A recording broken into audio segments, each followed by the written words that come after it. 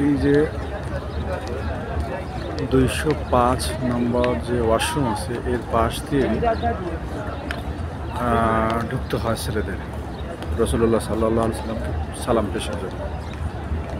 এই দিক দিয়ে যদি কম লোক থাকে ডাইরেক্ট এদিক দিয়ে ঢুকে দিবে, আর যদি বেশি লোক থাকে তাহলে অনেকটা বারবার ইউটার্ন নিতে হয়। একটু বেশি ওরা ওই সময় হাঁটতে হয়, কারণ লোক বেশি তো, এতে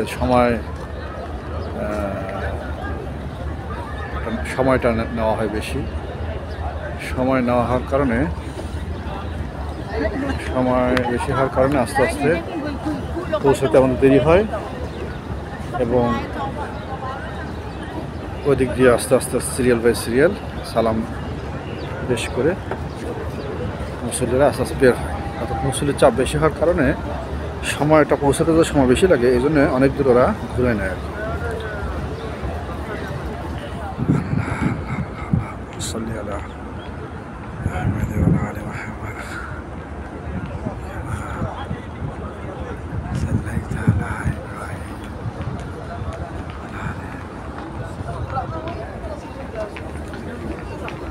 ইশরাকের পরে এরকম ফাঁকা থাকে, এই সময় হাজিদের ভিড় কম থাকে। এই সময় আমরা সময়টা ব্যবহার করলাম, সহজেই আমরা ভিড় অ্যাভয়েড করে রাসূলুল্লাহ সাল্লাল্লাহু আলাইহি ওয়াসাল্লামকে সালাম পেশ করব ইনশাআল্লাহ। এটা ইশরাকের পরে আর কি, ফজর নামাজে প্রায় 1 থেকে 2 ঘন্টা।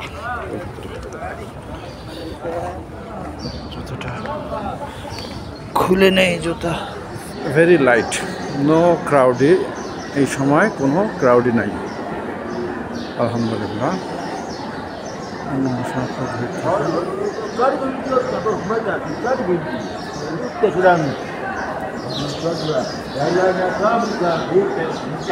এটা ওই যে ঘেরার এই পাশে রিয়াজুল জান্নাহ, আর এখান থেকে মনে হয় খুতবা বা আজান দেন। يقول لك الورد إذا فركته আজান ওখানে দেন।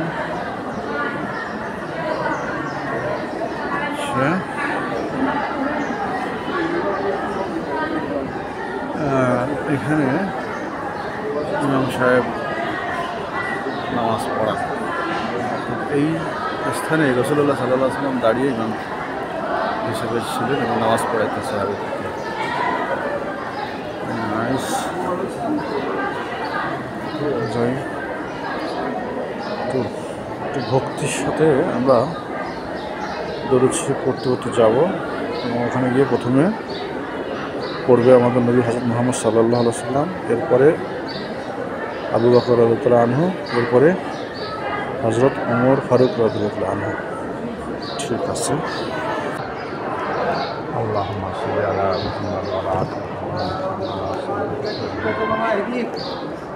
اللهم بارك على محمد وعلى آل محمد كما باركت على إبراهيم وعلى آل إبراهيم إنك حميد مجيد السلام عليكم يا رسول الله صلى الله عليه وسلم আল্লাহ, এটা আমাদের প্রিয় নবী হযরত মুহাম্মদ সাল্লাল্লাহু আলাইহি ওয়াসাল্লাম।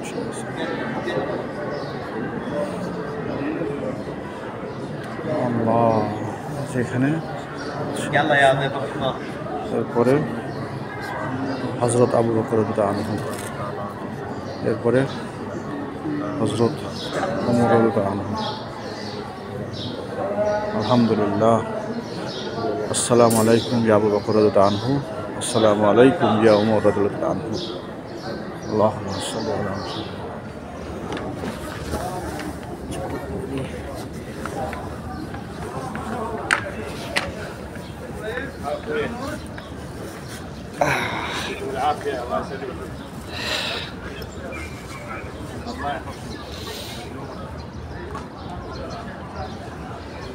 আল বাকি গেট, এদিক দিয়ে বের হইতে হয়।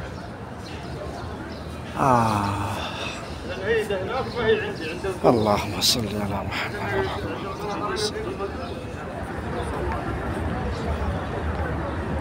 আমরা এখন 310 নম্বর গেট দিয়ে বের হব আমাদের হোটেলে যাওয়ার জন্য। আলহামদুলিল্লাহ সকাল থেকে একটা প্ল্যান ছিল যে একটু ভিড় কমলে যাব, রাসূল সাল্লাল্লাহু আলাইহি সাল্লামকে সালাম দিব এবং ইসলামের প্রথম খলিফা হযরত আবু বকর রাদিয়াল্লাহু আনহুকে সালাম দেব এবং ইসলামের দ্বিতীয় খলিফা হযরত ওমর ফারুক রাদিয়াল্লাহু আনহুকে সালাম দেব।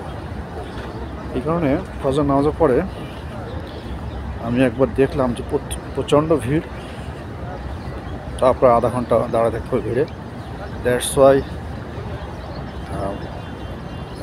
হারাম শরীফ অর্থাৎ মসজিদ নববীর উত্তর দিকে চলে গেলাম, পিছন দিকে গিয়ে নাস্তা করলাম, চা খাইলাম, একটু সময়টাকে শেষ করলাম আর কি, কিছু সময় পাস করলাম।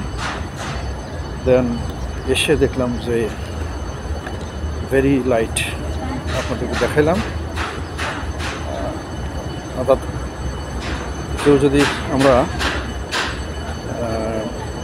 ভিড়কে অ্যাভয়েড করে, ক্রাউডকে অ্যাভয়েড করে এভাবে সালাম দিতে চাই, তাহলে আমি মনে করব 24 ঘন্টার মধ্যেই এটা একটা বেস্ট সময়। খুব সহজেই আমাদেরকে সুন্দরভাবে সময় দিয়ে অন্তর দিয়ে সালাম পেশ করা যায়। কারণ এই সময় পুলিশগুলো খুব একটা প্রেশার দেয় না যাওয়ার জন্য, ফলে আপনি 1 মিনিট ইচ্ছা করে দাঁড়িয়ে থেকে ওখানে দেখতে পারবেন। ওখানে শুধু দেখা আর কি, আর সালাম পেশ করা। ওখানে দোয়া মানে চাওয়াটা ঠিক না, কারণ কবরকে সামনে রেখে, যে কোনো কবরকে সামনে রেখে দোয়া চাওয়া ঠিক না। আমাদেরকে চাইতে হবে একমাত্র মহান আল্লাহ তাআলার কাছে। হ্যাঁ, আমরা তো আসলে সবাই গোলাম, আমরা গোলাম। যদি আমরা গোলাম হয়ে মরতে পারি তাহলে আমাদের জন্য আছে জান্নাত। ফাদখুলি ফি ইবাদি ওয়াদখুলি জান্নাত। আবার আরেকটা কথা আছে কালেমার, আশহাদু আল্লা ইলাহা ইল্লাল্লাহ ওয়াহদাহু লা শারীকা লাহু ওয়া আশহাদু আন্না মুহাম্মাদান আবদুহু ওয়া রাসূলুহু। এই যে মুহাম্মাদান আবদুহু, অর্থাৎ হযরত মুহাম্মদ সাল্লাল্লাহু আলাইহি সাল্লাম আবদুহু মানে আল্লাহর গোলাম এবং আল্লাহর রাসূল। তার মানে প্রত্যেক নবীও আল্লাহর গোলাম। আল্লাহর হয়তোবা ওনাদের সাথে ফেরেশতাদের কথোপকথন হয়, আমাদের সাথে হয় না। আমরা যারা সাধারণ, আমাদের সাথে ফেরেশতাদের কথোপকথন হয় না, কিন্তু নবীদের সাথে ফেরেশতাদের কথোপকথন হয়। অর্থাৎ নবীদের কাছে ওহী আসে, কোরআনের আয়াত যখন নাজিল হয়, কোরআনের ওই আয়াতগুলো নিয়ে নবীদের উপর প্রথম ওহী আসে। এরপর নবী আবার আমাদেরকে ওই ওহী কথাটা আমাদেরকে পৌঁছে দেন, জানায় দেন। এই হচ্ছে বিষয়টা। তো এই কারণে যেহেতু আমরা সবাই আল্লাহর গোলাম, আমাদেরকে সবারকে চাইতে হবে শুধু আল্লাহর কাছে। অর্থাৎ আল্লাহর সমান কাউকে মনে করা যাবে না। ভালোবাসা থাকবে, আমরা অত্যন্ত ভালোবাসবো। হ্যাঁ, আর ভালোবাসা আরও পরিপূর্ণ হবে যদি আমরা প্রত্যেকটা কাজ, প্রত্যেকটা বিষয় ওনাকে ফলো করি। আল্লাহ পবিত্র কোরআনে বলছে না, আতিউল্লাহ ও আতি রাসূলুল্লাহ, আল্লাহকে মানো এবং রাসূল সাল্লাল্লাহু আলাইহি সাল্লামকে ফলো করো বা মানো। অর্থাৎ রাসূল সাল্লাল্লাহু আলাইহি সাল্লাম যা বলছে, যা করছে, এটাকে ফলো করাটাই হচ্ছে আল্লাহকে মানা। কিন্তু আল্লাহর সমকক্ষ কেউ না, এতটুকু খালি মাথায় রাখতে হবে আমাদের। আমরা যখন চাবো, দোয়া করব, শুধু আল্লাহর দিকে একনিষ্ঠভাবে দোয়া করব, চাবো।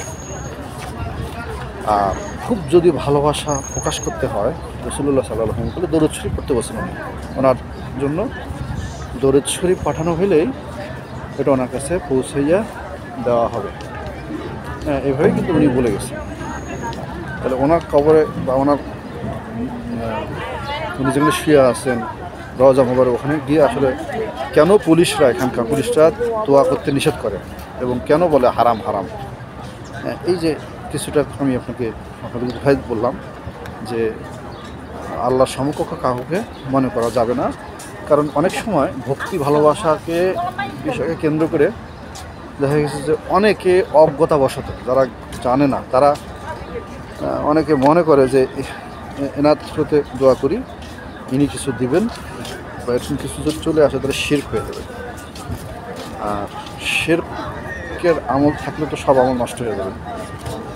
এই জন্যে পুলিশ বারবার ওখান থেকে তাড়িয়ে দেয় আর বলে যে দোয়া করো আল্লাহর কাছে, এখানে না, এখানে খালি দেখো আর সালাম পেশ করো। তো ঠিক আছে, এতটুকুই আর কি একটু আপনাদের সাথে আলোচনা করলাম। আমি অত জ্ঞানী লোক না, তো যতটুকু জেনেছি বড়দের কাছে অতটুকু শেয়ার করলাম।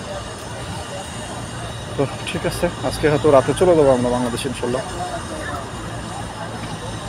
আমাদের জন্য দোয়া করবেন, আপনারা ভালো থাকবেন। আসসালামু আলাইকুম ওয়া